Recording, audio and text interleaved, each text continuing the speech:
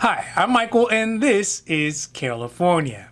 And over the last weekend, the White House has said that they have already started sending out the third round of $1,400 stimulus checks to Americans who qualify. These checks are based off the new criteria from the American Rescue Plan that just passed. To add to this, the president has some very lofty goals to get over half of all the third round of stimulus checks out in the next 10 days. So, now that the checks are in the mail, or whatever the digital direct deposit version of that is, it is important to understand how you are able to track the status of your $1,400 stimulus checks. In turn, the IRS has fortunately already updated their stimulus check tracking app to help people to do just that. So today we are talking about the rollout of the third round of $1,400 stimulus checks, how people can check their status, and go over some of the basics of what the updated IRS Get My Payment app can and cannot do. Now this is your daily dose, and before we get to it, if you like this information, if you find it interesting, if you find it helpful, please don't forget to like and subscribe. That way you can get updates when our newest and most informative videos become available.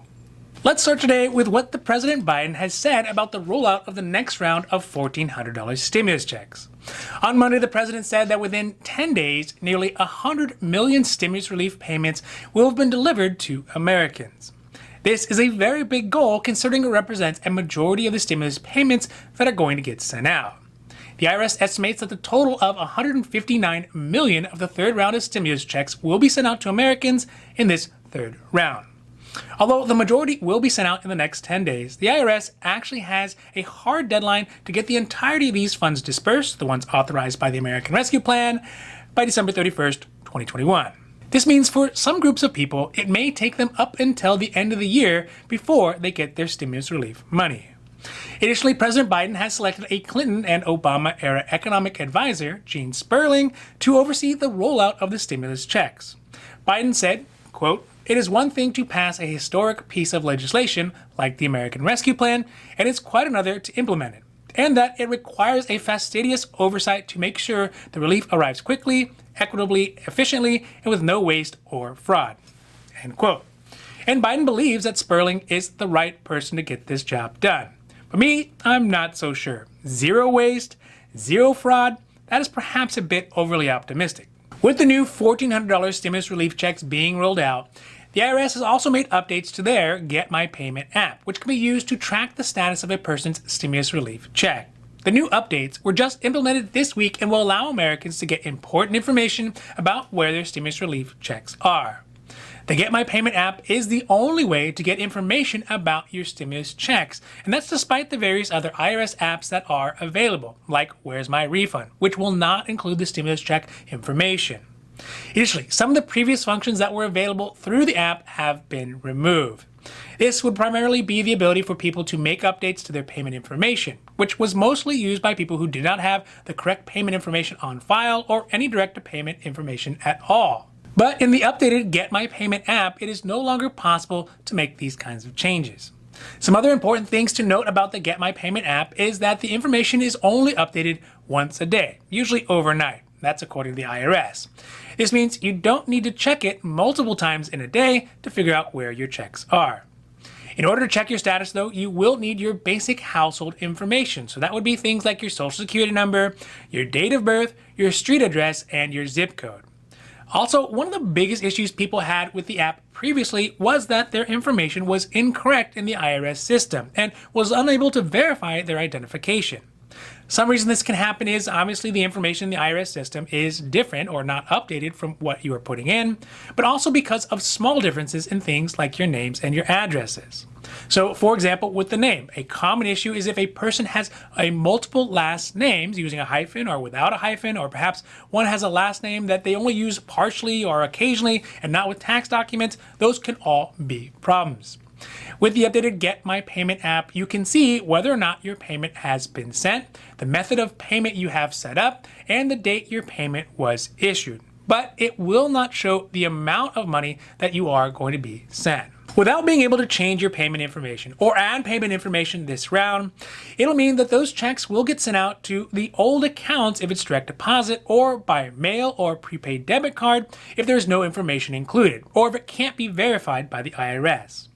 Lastly, with the most recent update to the Get My Payment app, it will no longer show the status of your first 2 stimulus checks. So if you have not gotten them yet, you are still able to claim them as a recovery rebate on your 2020 taxes. Lastly, let's talk about some of the issues with the Get My Payment tool that could cause you to get error messages. First is if you put the incorrect information into the system up to 3 times, your account will be automatically locked. If this happens, don't worry and don't call the IRS. That's according to the IRS. Your account will unlock automatically within 24 hours. At that point, then you'll be able to try to log in once again. Additionally, if you do successfully log in, if you log in too many times, you'll get logged out for 24 hours as well. So if you log in 5 times or more in a 24-hour period, your account will get locked again. Additionally, there are some tips available to try to cut down on the number of times you get locked out, because we all know how frustrating that can be. First is to double check that you are providing the information that is being requested. Okay, sort of a no-brainer, but how many times have you put in your first name in the last name or the last name in the first name section, or put your social security number in the phone number box? Yeah, me too. Next is to make sure that the information you are putting in is correct, also sort of obvious. And last is to make sure that the address you are using matches the official USPS addresses. It was common in the first stimulus checks that people who put in a street address and used an N, for example, instead of north, or an ST instead of street, or vice versa, this could cause problems in the verification and cause them to get rejected. The easiest way to check what is the best address for you to use is by checking your address against the USPS official addresses. And I'll put a link down below to the USPS official address lookup site so you can see how your address is actually written.